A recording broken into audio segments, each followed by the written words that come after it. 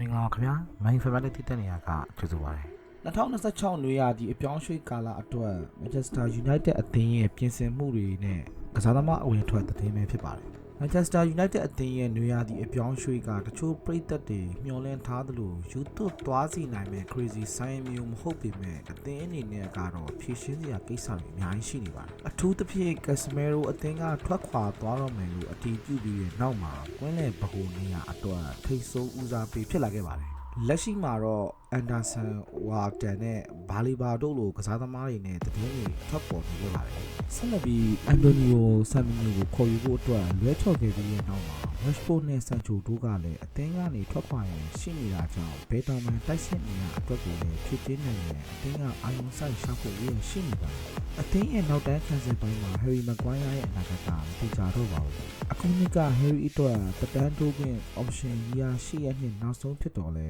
စာချုပ်တင်နဲ့ပတ်သက်တဲ့သတင်းမရှိသေးတာကြောင့်အသင်းကနေထွက်ခွာရလို့ရှိနေပြီးဘိုးခံစစ်နေရတာလည်းအကြီးအလိုချက်ဖြစ်နေစေဖြစ်ပါတယ်။ညီပြတဲ့နေရာအတွက်ကလည်းမကေကာရေးဖြစ်မလားအခြားပြောက်ဖြစ်မလားဆိုတာက